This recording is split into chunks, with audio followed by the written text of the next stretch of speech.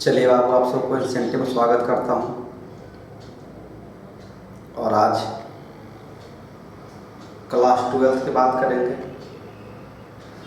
और क्लास 12 में हम बहुत सारे बात करके आ चुके हैं। अभी मेरे पास चैप्टर चल रहा है एडजॉर्प्शन का। इसके पिछले क्लास में हम बात किए थे एडजॉर्प्शन और एब्जॉर्प्शन, दो गो है, एडजॉर्प्शन है और एब्जॉर्प्शन है। दोनों को समझाए थे। एडजॉर्प्शन था मेरे पास सरफेस फिनोमेना, एब्जॉर्प्शन था मेरे पास बल्क फिनोमेना। हम लोग पढ़ करके आए थे सरफेस फिनोमेना और बल्क फिनोमेना। और हम बोले थे कि अगले क्लास में जो आएंगे वह बात होगी टाइप्स ऑफ एडजॉर्प्शन का। चलिए चलते हैं टाइप्स ऑफ एडजॉर्प्शन। बनाइए हेडिंग।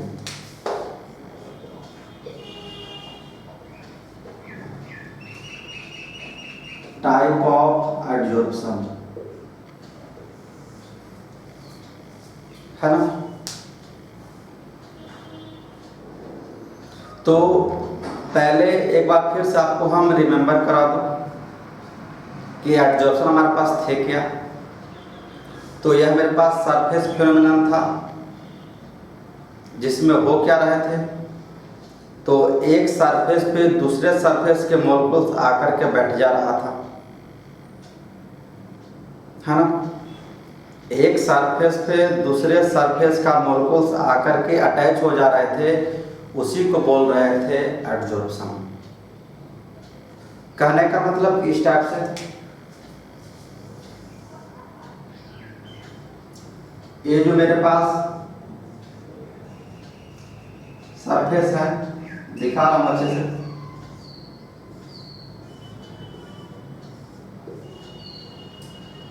एक ये मेरे पास वन सरफेस है और इसके ऊपर एक और मॉलिक्यूल्स आ गया, ए वाला।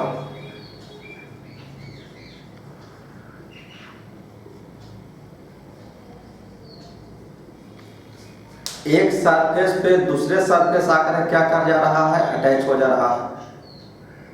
इसे से क्या बोल रहे थे, सरफेस फेनोमेना, है ना। यह सिर्फ कहाँ होगा, सरफेस पे। इसमें होता क्या है, अनइक्वल फोर्स ऑफ अट्रैक्शन होता है। आइए अनइक्वल कैसे होता है दिखाते हैं। मान लो भाई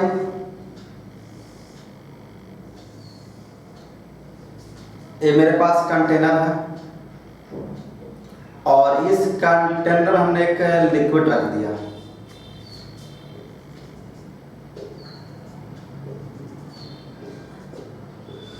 रख रहा है लिक्विड। चलिए ये लिक्विड है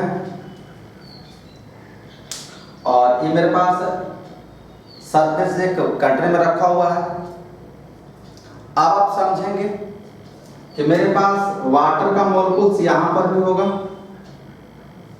वाटर का मॉलिक्यूल्स यहां पर भी होगा, वाटर का मॉलिक्यूल्स यहां पर भी होगा और वाटर का मॉलिक्यूल्स यहां पर भी होगा ना। तो जब ये वाटर का मॉलिक्यूल जब यहां पर होगा तो यह फोर्स कहां लगाएगा, ऊपर भी लगाएगा क्या। तो ऊपर तो मेरे पास स्पेस खाली है, तो ऊपर तो फोर्स लगेगा नहीं, ठीक है। बात कर लो भाई यहां का, तो ये जो है फोर्स इस टाइप से लगाएगा, ऊपर मेरे पास फोर्स नहीं लगने वाला है। क्यों नहीं लगेगा, क्योंकि ऊपर मेरे पास कुछ है नहीं, ऊपर मॉलिक्यूल्स है। अगर बात कर ले मॉलिक्यूल्स बीच में, तो क्या करेगा, चारों तरफ लगाएगा।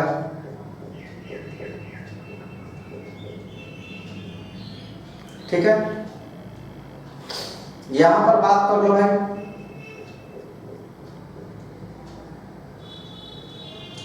इस टाइप से ये क्या करेगा, तो ये जो मेरे पास सरफेस है नीचे मेरे पास कंटेनर है, बर्तन है, तो इस पर जो फोर्स लगाएगा और इसके लिक्विड पर भी लगाएगा, तो इसका जो फोर्स ऊपर जाएगा, नीचे तो जाएगा नहीं। तो यहाँ पर देख रहे हैं कि यहाँ पर कुछ फोर्स अलग लग रहा है, यहाँ पर फोर्स अलग लग रहा है, यहाँ का फोर्स अलग है और यहाँ का फोर्स अलग है। जितने मॉलिक्यूल्स हैं सबकी फोर्स क्या है, अलग अलग है। और जब मेरे पास फोर्स अलग अलग हो जा रहा है तो उसको बोलते हैं अनइक्वल फोर्स ऑफ अट्रैक्शन। और फोर्स ऑफ अट्रैक्शन जब मेरे पास अनइक्वल हो जाता है तो होते क्या है, एक करता क्या है कि उसको इक्वल करने के लिए किसी भी चीज को अट्रैक्ट करता है। और अट्रैक्ट करने से क्या होता है, सरफेस फिनोमेनन की कहानी होती है। सरफेस पे आकर क्या हो जाएगा, चिपक जाएगा। यहाँ पर लगने रहा है, ये खींचना चाहेगा तो जब बाहर का मोलेक्युल से आकर टप से यहाँ पर तो फोर्स लग नहीं रहा है, और दूसरा जब मोलेक्युल मिलेगा तो उसको अट्रैक्ट कर लेगा, तो फोर्स क्या हो जाएगा, इक्वल। तो अनइक्वल फोर्स को इक्वल करने के लिए करता क्या है कि दूसरे सबस्टेंस को यह अट्रैक्ट करेगा। क्लियर? इसीलिए इसको हम बोलते हैं सरफेस फिनोमेना। चलिए, तो यह जो अट्रैक्ट करता है दो गो से, एक वैन डर वाल फोर्स ऑफ अट्रैक्शन से करेगा, जिसमें मेरे पास वैन डर वाल फोर्स लगेंगे, और एक करेगा केमिकल बॉन्ड से। तो जो वैन डर वाल फोर्स ऑफ अट्रैक्शन से किसी चीज को अट्रैक्ट करेगा, सरफेस पर कहानी होगी, तो उसको बोलते हैं फिजिकल एडजॉर्प्शन। और जब वह केमिकल बॉन्ड से होगा तो उसको बोलते हैं केमिकल एडजॉर्प्शन। तो हमारे पास कितने होते हैं, दो होते हैं, फिजिकल एडजॉर्प्शन और केमिकल एडजॉर्प्शन, है ना। तो देखिए हमारे पास फिजिकल एडजॉर्प्शन क्या है और केमिकल एडजॉर्प्शन क्या है। चलिए, कहाँ गया था पढ़ा?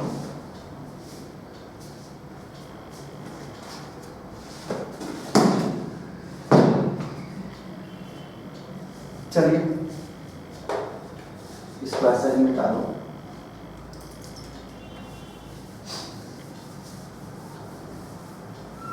तो हमारे पास टाइप्स ऑफ एडजॉर्प्शन कितने टाइप्स के आ रहे हैं, दो टाइप के। एक को बोलते हैं फिजिकल एडजॉर्प्शन, दूसरे को बोलते हैं केमिकल एडजॉर्प्शन। चलिए, एक हमारे पास है फिजिकल एडजॉर्प्शन,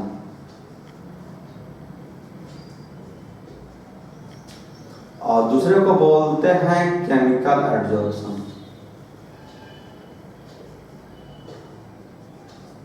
इसी को बोलते हो फिजिक्सियो एब्जॉर्प्शन, और इसको बोलते हो chemical absorption.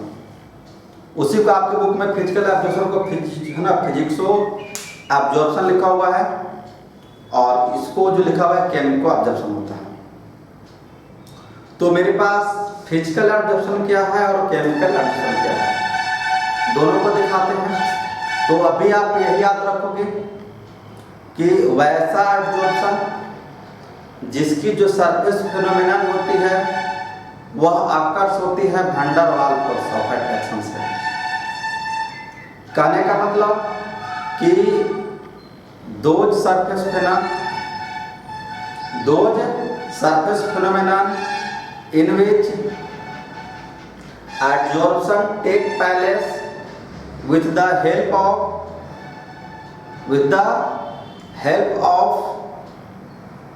van der Waals force of attraction is called physical adsorption, है ना।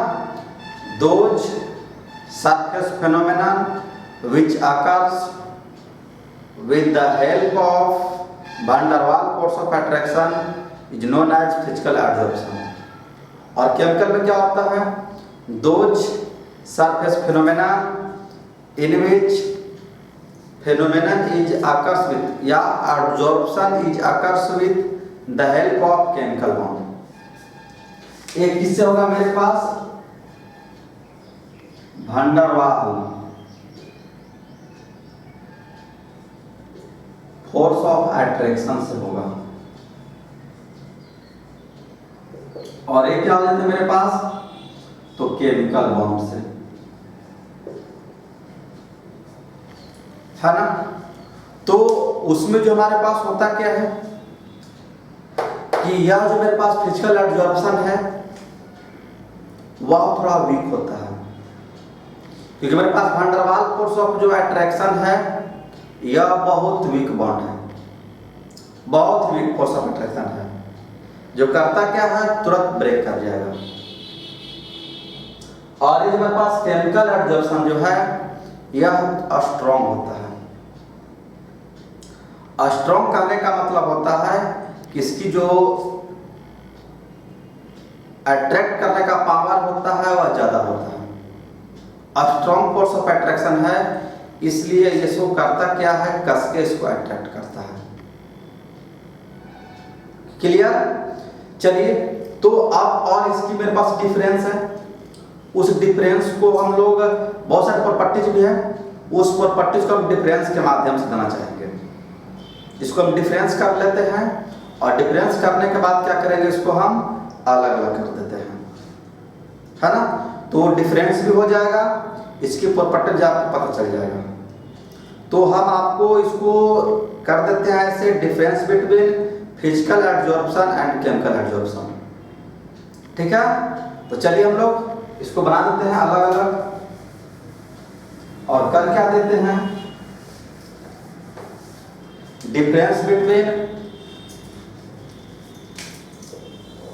एक को ऐसे लिख दो भाई, फिजिकल एब्जॉर्प्शन, इधर क्या कर दो केमिकल एब्जॉर्प्शन,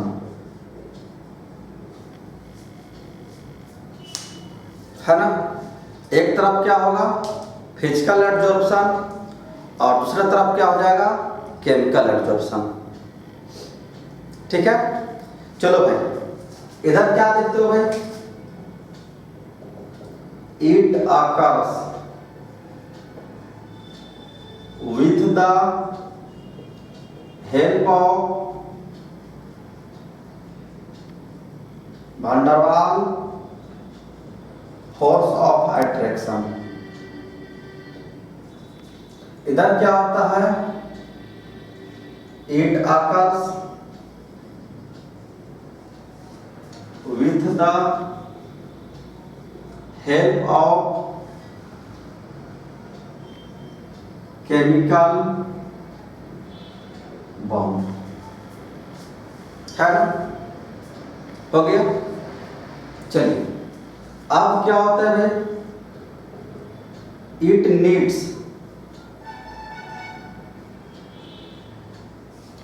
low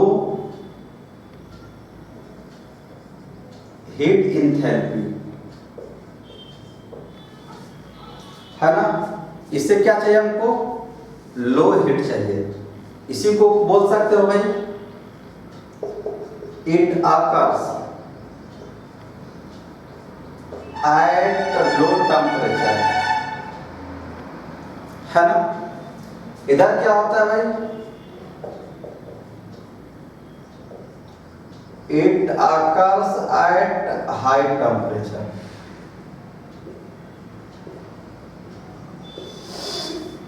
ठीक है, ये जो क्या था क्या है, आकर्ष करेगा, किससे आकर्ष करेगा, तो लो टेम्परेचर पे करेगा हाई टेम्परेचर पर।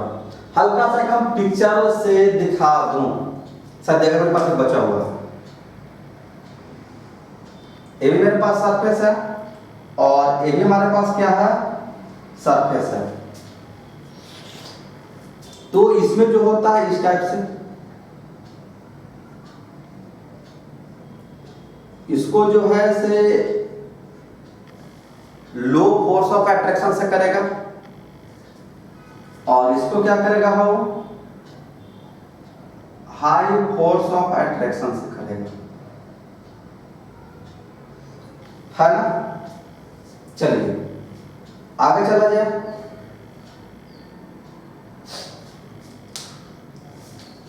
चलो, तो ये जो मेरे पास क्या है टक्कर सेट लो टेम्परेचर, ये क्या होता है हाई टेम्परेचर। इसका जो मेरे पास आएगा इस टाइप से, बाहर से मुल्क से आएंगे, इस हमारे पास क्या आएगा इस टाइप से आएगा, अब देखिए थर्ड में आपको हम पढ़ा करके ले आए हैं, अच्छा 3 है ना, आपको पढ़ा करके लाया गया है रिवर्सिबल और इरिवर्सिबल, है ना। क्या है? रिवर्सिबल और इरिवर्सिबल। कहने का मतलब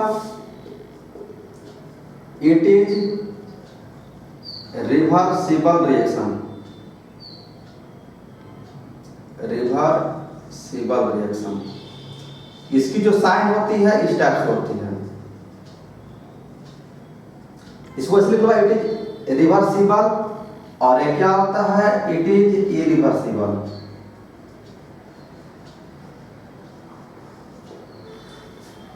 ठीक है। अब हम लोग चल क्या रहे हैं? डिफरेंस में चल रहे हैं, और आपको डिफरेंस दिया जा रहा है। ठीक है, तो देखिए अब 4 में इट इज नॉन स्पेसिफिक, इधर क्या होता है भाई? इट इज हाई स्पेसिफिक, है ना। इसको बोलते हो नॉन स्पेसिफिक, हमारे पास क्या है? High specific. अगर आगे चलते हैं हाई में, इट डू नॉट रिक्वायर्ड, है ना। It do not required activation energy, है ना। और इधर चलोगे भाई तो क्या होता है? इट रिक्वायर्ड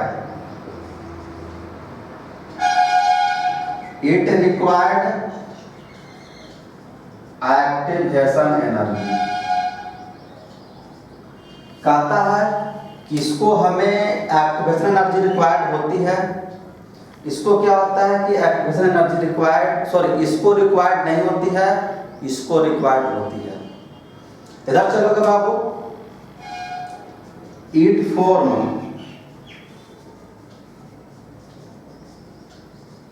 मल्टीलेयर, इधर क्या होता है भाई?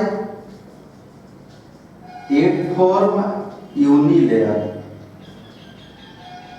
Unimolecular layer. देख लो भाई, कहने का मतलब इसमें जो मेरे पास है फिजिकल में जो मेरे पास लेयर बनता है वो मल्टी बनता है, ज़्यादा 2 या 2 से अधिक होता है। इसमें मेरे पास लेयर कितना बनेगा? एक ही लेयर बनेगा। तो ये जो हमारे पास क्या था? डिफरेंस था।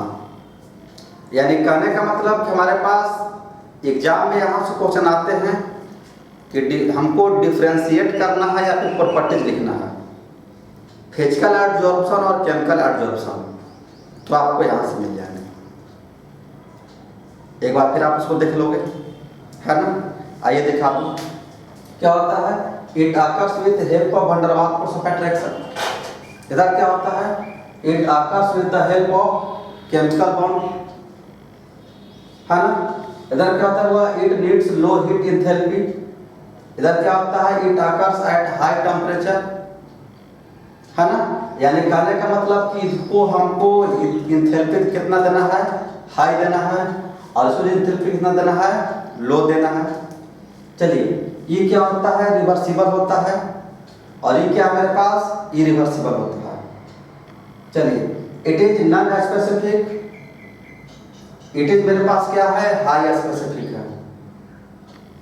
It do not required activation energy, इसको एक्टिवेशन एनर्जी रिक्वायर्ड नहीं होती है। इट रिक्वायर्ड एक्टिवेशन एनर्जी, इसकी एक्टिवेशन एनर्जी में रिक्वायर्ड होती है। इट फॉर मल्टीलेयर, ये करता क्या है? मल्टीलेयर फॉर्म करेगा। इट फॉर यूनिलेयर, ये करता क्या है? एक लेयर बनाएगा। ठीक है। चलिए अब यहां पर देखते हैं रेट ऑफ एब्जॉर्प्शन, है ना। और रेट ऑफ एब्जॉर्प्शन देख करके फिर हम लोग आगे चलेंगे। तो चलिए हम लोग चलते हैं रेट ऑफ एब्जॉर्प्शन। चलिए चला जाए भाई rate of absorption.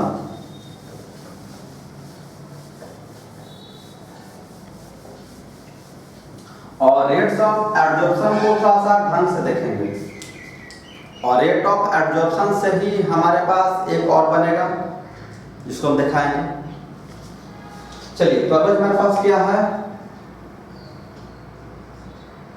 Rate of absorption,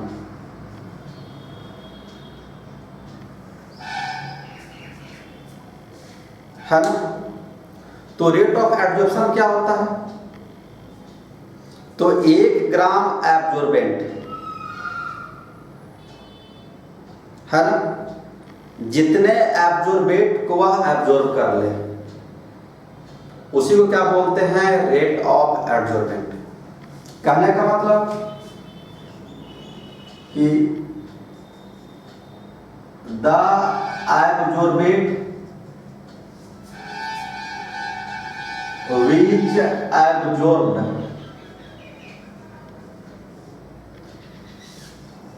by the 1 gram of absorbent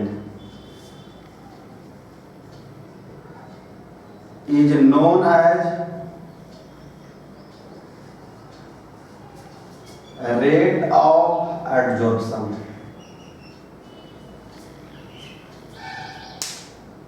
है ना। कहने का मतलब क्या होता है कि 1 ग्राम एब्जॉर्बेंट जितने एब्जॉर्बेंट को ऑब्जर्व कर ले उसे हम लोग क्या बोलते हैं, रेट ऑफ एब्जॉर्प्शन। क्लियर। यानी यहां पर हम रखते क्या है, जो m ग्राम हमारे पास क्या है, एब्जॉर्बेंट है, और x ग्राम हमारे पास क्या है, एब्जॉर्बेट है। यानी कहने का मतलब यहां पर हो क्या रहा है भाई, तो m ग्राम एब्जॉर्बेंट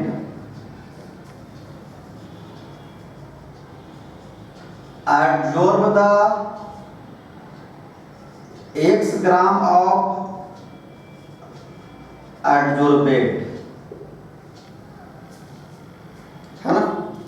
m ग्राम जो मेरे पास एब्जॉर्बेंट है वह x ग्राम एब्जॉर्बेट को एब्जॉर्ब करता है। तो रेट ऑफ एब्जॉर्प्शन बोलते कितना है, 1 ग्राम के लिए। तो हम जानना चाहते हैं कि मेरे पास 1 ग्राम एब्जॉर्बेंट है वह कितना एब्जॉर्ब करेगा। तो क्या हो जाएगा, x/m, यानी कि x/m जो हमारे पास आ गए, यही हमारे पास क्या है, रेट ऑफ एब्जॉर्प्शन। यानी कि हमसे अगर पूछा जाए कि रेट ऑफ एब्जॉर्प्शन क्या है, रेट ऑफ एब्जॉर्प्शन, तो उनको बता सकते हो भाई कि वेट ऑफ एब्जॉर्बेट बाय में वेट ऑफ एब्जॉर्बेंट,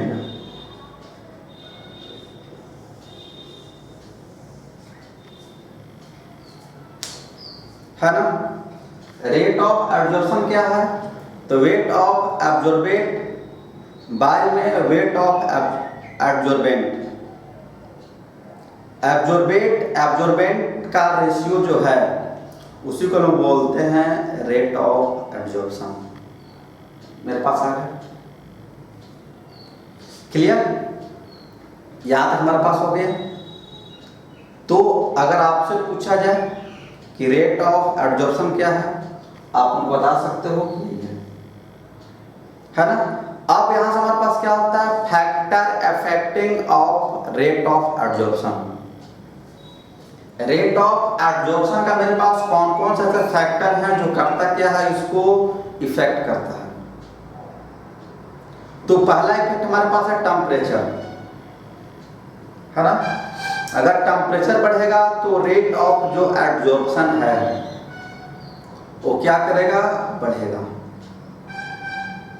टेम्परेचर बढ़े तो रेट ऑफ एब्जॉर्प्शन बढ़ेगा, है ना। और अगर टेम्परेचर घटेगा तो रेट ऑफ एब्जॉर्प्शन जो है क्या करेगा, वो घटेगा। ठीक है, चलिए दिखाते हैं। और उसके बाद क्या है, नेचर ऑफ एब्जॉर्बेट। उसके बाद क्या है, नेचर ऑफ एब्जॉर्बेट। ठीक है, और जब इनको हम प्रेशर के अकॉर्डिंग कंपेयर कर लें, इसी को बोलते हैं फ्रेडरिक आइसोथर्मोग्राफ। और अब समझे था फ्रेडरिक, तो मेरे पास फ्रेडरिक क्या है, एक साइंटिस्ट हैं। आइए दिखाते हैं, सारी बात को दिखाते हैं, उसके बाद फिर आगे बात होगी। चलिए तो आइए, इसे मिटा दूंगा।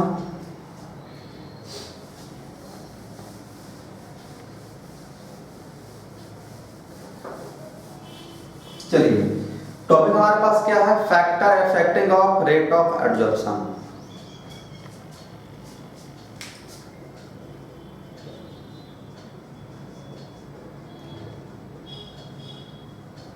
Factor affecting of rate of absorption. मेरे पास फैक्टर कौन कौन से हैं जो करता क्या है, एब्जॉर्प्शन को वह इफेक्ट करता है। पहला हमारे पास है टेम्परेचर, है ना। तो टेम्परेचर अगर बढ़ेगा तो रेट ऑफ एब्जॉर्प्शन भी क्या करेगा, बढ़ेगा। देखिए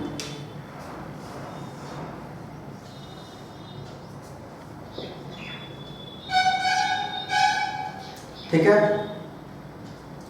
ये जो मेरे पास है टेम्परेचर का है, और ये जो मेरे पास क्या है, x/m। और x/m आपको पढ़ा करके ले आए हैं तुरंत, रेट ऑफ एब्जॉर्प्शन। देखो भाई,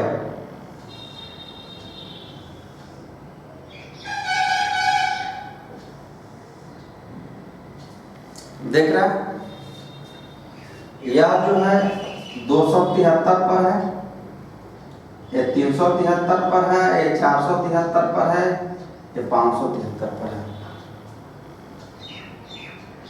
क्या टेम्परेचर बढ़ रहा है, 273 373 तो ग्राफ पर बढ़ गया, 373 से 473 गया तो फिर ऊपर बढ़ा गया, फिर 573 होगा तो फिर मेरे पास ग्राफ पर बढ़ गया। यानी कि जैसे जैसे मेरे पास टेम्परेचर बढ़ रहा है तो इसका जो मेरे पास रेट ऑफ एब्जॉर्प्शन जो है वह कर क्या रहा है, इंक्रीज कर रहा है। ठीक है ना। तो ये जो मेरे पास है टेम्परेचर पर डिपेंड कर रहा है। अगला क्या करेगा भाई, तो अगला क्या है, नेचर ऑफ एब्जॉर्बेट। सेकंड में ना, पहला मेरे पास क्या है, टेम्परेचर, दूसरा हमारे पास क्या है, तो नेचर ऑफ एब्जॉर्बेट, और तीसरा हमारे पास क्या है, नेचर ऑफ एब्जॉर्बेंट। ठीक है ना, क्लियर। तो ये जो हमारे पास है 3 हो गया। एक जो मेरे पास 4 वाला है वो काफी इंपॉर्टेंट है, तो आइए पहले फॉर्मूला का दिखा दूं और थोड़ा सा ध्यान से देखिएगा 4 वाले को। ठीक है, चलिए। और 4 में जो हमारे पास है, एक बार फिर से बोल देते हैं, मेरे पास फैक्टर अफेक्टिंग जो मेरे पास रेट ऑफ एब्जॉर्प्शन है वह पहला क्या है, टेम्परेचर, दूसरा क्या है, नेचर ऑफ एब्जॉर्बेंट। सब जो मेरे पास एब्जॉर्बेंट है सबकी नेचर अलग अलग है। रेट ऑफ एब्जॉर्बेंट की नेचर अलग अलग है। ठीक है, चलिए ध्यान दीजिएगा सर। अगला जो मेरे पास 4 है वह है फ्रेडरिक, एक साइंटिस्ट है। क्या भाई, फ्रेडरिक, RUNDLIC। ठीक है ना।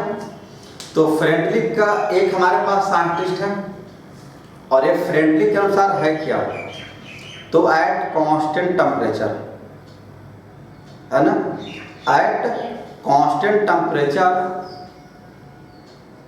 The rate of adsorption is directly proportional to the pressure. फिर से अगला जो मेरे पास क्या है, according to Frederick the rate of adsorption is directly proportional to the pressure, है ना। कहने का मतलब अकॉर्डिंग टू, इसी को लिख देते हैं, according to Frederick the rate of adsorption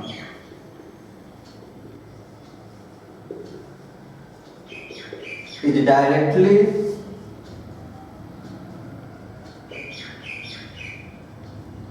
proportional to the pressure, है ना। क्या है, according to Frederick the rate of adsorption is directly proportional to the pressure. यानी यहां पर रेट ऑफ एडजॉर्प्शन क्या रखेंगे हम, रेट ऑफ एडजॉर्प्शन जो हम रखेंगे वह x/m। अब जो हम करके आए, और जो मेरे पास प्रेशर होगा वह p के पावर 1/m में रखेंगे। p के पावर 1/m रखने का मतलब क्या है, इसको हम थोड़ा आगे चलेंगे तो बताएंगे, आपको क्लियर हो जाएगा। चलिए, तो क्या है भाई, x/m directly proportional to p1/m, यही है ना। तो क्या हो जाएगा, x/n इसको प्रोपोर्शनल बनाने के लिए क्या कर देंगे, k p के पावर 1/m,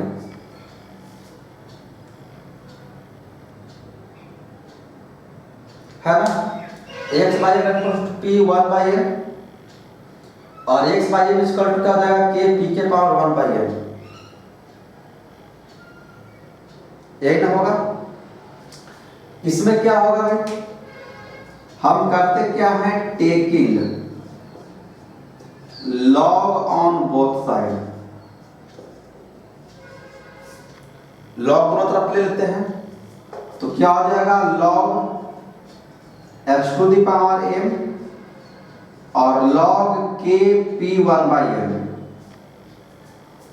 और log के हमारे पास प्रॉपर्टी है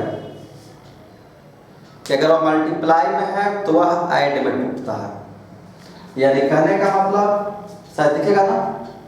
चलिए का स्टेप और बढ़ाते हैं, log x/m इक्वल टू क्या हो जाएगा, log k प्लस में 1/n log p, है ना। या फिर ऐसे नहीं करना चाहते हो भाई, तो पहले प्लस में तोड़ लो, log p के पावर 1/n, है ना। और ये जो मेरे पास क्या है, कांस्टेंट टर्म है, दिख रहा है क्या। चलिए, ये जो मेरे पास क्या है, कांस्टेंट है। अब थोड़ा हम ग्राफ बनाते हैं,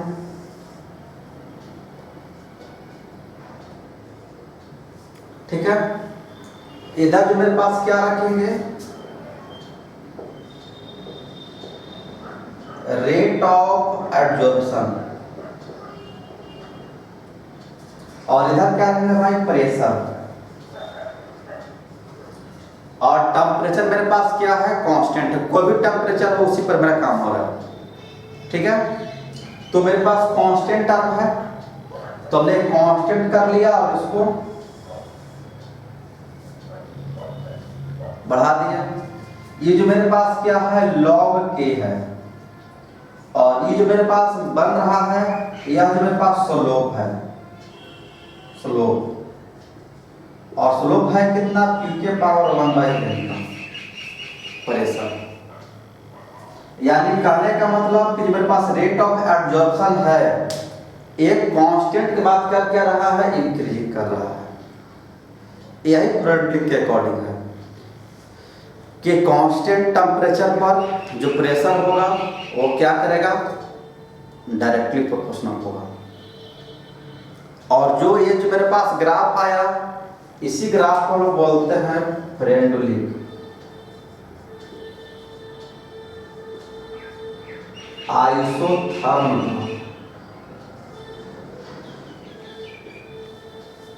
है ना। तो फ्रेंडली आइसोथर्म ग्राफ है क्या हमारे पास, तो स्लोप 1/p, सॉरी स्लोप जो मेरे पास है p1/n पावर में है, तो p1/n जो लेने का मेरे पास मतलब था यहाँ पर तोड़ना। अगर इसको एक स्टेप और तोड़ लोगे भाई तो हमको मिल जाएगा log x/m मिल जाएंगे, और इधर मेरे पास क्या हो जाएगा log k हो जाएगा, और ये मेरे पास log की प्रॉपर्टीज है। लो भाई आ गया है ना। तो इसी को हम लोग बोलते हैं फ्रेंडली आइसोथर्म ग्राफ, जो कि आप देख रहे हैं।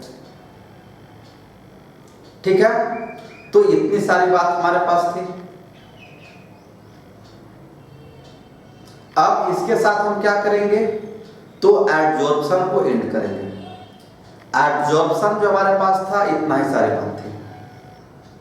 अब इसके बाद हम लोग अब पढ़ेंगे कोलाइडल, और कोलाइडल हमारे पास आपको पता है उसमें देखे थे बहुत सारे electrophoresis, coagulation, brown movement, टिंडल effects, और एनिमल्सन पढ़ना था, मिसल्स पढ़ने थे, तो सारी बात को पढ़ेंगे।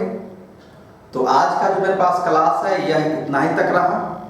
Types of adsorption, difference between physical adsorption और केमिकल एडजॉर्प्शन, और उसके बाद उसके फैक्टर इफेक्टिंग करने वाला कौन मेरे पास फैक्टर जो उसको करता क्या है, इफेक्ट करता है।